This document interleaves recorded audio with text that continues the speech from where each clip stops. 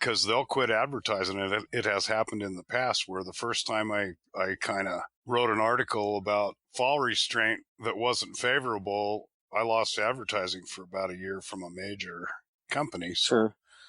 everything in Powerlineman's kind of got to be fluff. I can't really take a stand on anything because we don't make any money. I got no power. Right. That's right. All the money comes from the vendors, so it's got to be what they want to present. Opinions can come from other people, but I don't. Sure. I got to watch what I say. Yeah, and all of us in our day jobs, even with this podcast, I have a day job for a utility here in Florida, and so I have to be very careful what I say as well. And so what you mentioned about the internet earlier, and with podcasting and advertising and social media, it's just, I don't know, it's brought a level of scrutiny on what everybody says and does. So. Oh, and anymore with the way things are today, just even who you're standing next to, all your opinions, everything. Right. That's crazy. Right. That may be why nobody stands close to me, Byron. When we're yeah, here's a picture of him next to him. Oh my God. Yeah, he must know him. They're best buds. Yeah. Uh-huh. So in this business, especially you're retired now, and I imagine that you were just like the rest of us. You work from can to can't in this business, and I'm sure with your magazine and all, it keeps you busy. How in this business, what is the secret, or what's the way that one in this business can achieve work-life balance? Is it even possible? I think it depends on your life. From my experience, my family, but I'm a little different because I was always a municipal lineman. I never lived more than 10 minutes from the shop my whole career, which is good and bad. I was on call all the time because they always knew I was right around.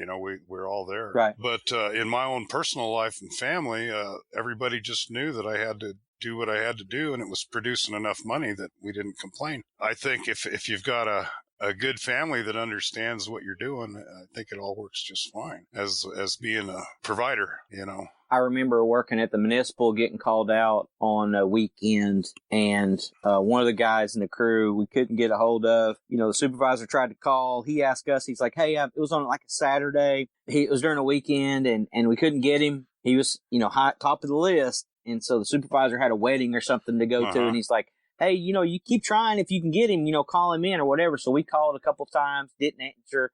That was back in the day when the caller ID was a box with a 9-volt battery sitting on the counter near the phone. It wasn't cell phone. We went to his house. We loaded up whatever we needed. We drove by his house to see if he was home, and his truck was gone, and he had a flat bottom boat, and his boat was gone. So we knew that it was going to be late that afternoon. Yeah, we knew it was going to be late that afternoon. But yeah, when you live in a small town like that, or you work for a municipal, it's I've had them come get me. One time I was at a bowling alley. I was not supposed to be on call or anything. I'm sitting there drinking a beer, playing pinball machine at a bowling alley, and my lineman comes in and says, "You need to come with me right now." And that was that, Well, that's so pretty good. I left. Yeah. That's pretty good. He hunted you down. He did. He went to my house, and my wife told him where I was, and he came and got me. Oh, that's hilarious. That's funny. Yeah. Now, I assume with you being retired, work-life balance is, you got that one under control, right? Oh, very much so, yeah. Yeah. The website, and I have a great team of people help me with the magazine and the website. Our Facebook, let's see, we've got over 10,000 followers now, which is all attributable to Amanda and Terry Ballou and Amanda Bourgeois. They help me with that and take care of it. I don't do Facebook personally or Instagram or any of that crap. I'm too old to want to give a shit about it, Nobody needs to know what I'm having for lunch or anything like that. Yeah, that's right.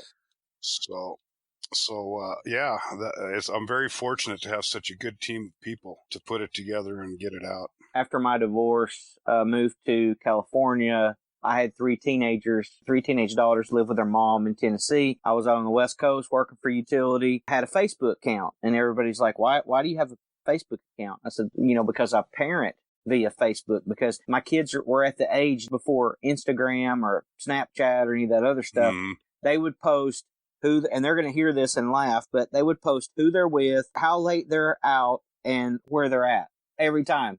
Yeah, I could keep up with their lives via social media. I mean, it's when they didn't have me blocked, Byron, because there was a couple times they had me blocked. You know how kids are. So. Yeah. Oh yeah, absolutely. It's hard not to ask questions when you have access to that information. Where you're like a stalker being too nosy. So let me ask you a question. So I've started to really point my life. I turned 51 this last week. I feel like I'm getting at a point now in my life where I've honestly got to buckle down and start thinking about more about retirement and things. And I did a show week before last with someone who talked to me about their bucket list, and it's not related to the business at all. It's just a book I stumbled upon, an author, and I did a show with him where one of his items on his bucket list was to go to Everest Base Camp. And he did. And he actually started a business out of Tennessee to where he runs a trekking company out of Middle Tennessee in Nepal, which is just craziness. But he talked to me a little bit about his bucket list. And so, because I know you're retired, I know that you've had a good, long, healthy career as a lineman. The Powerlineman magazine keeps you busy, but it sounds like you got a good team there. Does Byron Dunn have a bucket list? Gosh, not really. Yeah. I've done a lot of traveling because of Powerlineman, and I'm kind of sick of traveling. I don't want to get on very many more airplanes or anything like that. I got to go out to Palau and American Samoa to visit with my buddy Harry Spiker. Everybody calls him Spike. He's a Pacific lineman training, and I went out there. That was a bucket list thing that I actually did, to go out and be in the Pacific in the islands. And I was there as a tourist, but I was also helping Spike train the linemen out there. So I spent 7 weeks out there, did 2 different trips. So that was good, and I've been all over the country. I guess I would still like to. There's a few things I would like to see. I'd like to see Chicago as a tourist and stuff. I don't want to go overseas anymore. I'm almost afraid to go to Mexico anymore with the way things are. Yeah, that was the next thing I was going to do, was go visit and take in Chicago, because there's so many interesting things there. But yeah, I really don't have much. I like to have a life that's not very much drama. Right. Sure.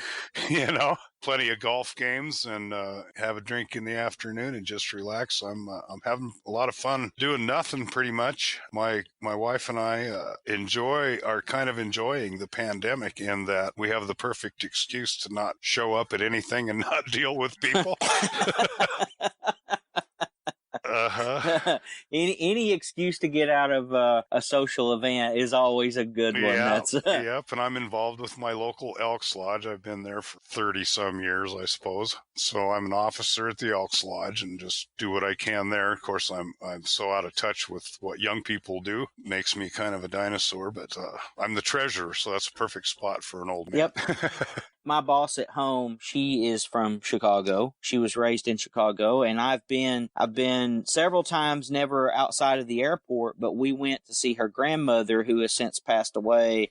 We went, 3 or 4 years ago, and Jessica took me around Chicago. It is awesome. You're gonna love it. It's a great place. Lots of history, lots of architecture there. That's nice to see. I did one little day trip. I was at the IQ in Louisville, Kentucky. Oh yeah. And I had learned that there's a German U-boat in Chicago, and they have a freaking German U-boat in a museum in Chicago. So I drove up from Louisville on a day trip. Wow. Went up and spent the day looking at that U-boat submarine, and then came back home. But that's the only time I've been to Chicago, and I didn't see anything but the U-boat. Yeah, there's a lot to see and do there, and the food is just, the food in Chicago and New York both are just phenomenal. Growing up in Southeast Tennessee, I was always kind of afraid to go to a big city because, not acclimated to the environment. I felt safe in both locations that I've been to, both times. Mm-hmm. Oh. Yeah. Well, what was brewing before the COVID hit, Chicago Con Ed has started having lineman rodeos again, and that's kind of a big part of our deal for the magazine. So we were trying to get together to have a trip up to Chicago to visit their lineman rodeo and to visit Klein. I'd like to do a little story on Klein, and I already have done a story on, because they're an American-based company out of Chicago. Husky Tools is there too, so I was going to kind of make this, stay there several days and not only visit the Lineman's Rodeo and the Con Ed, but also do kind of a story on American Made in Chicago as related to electric.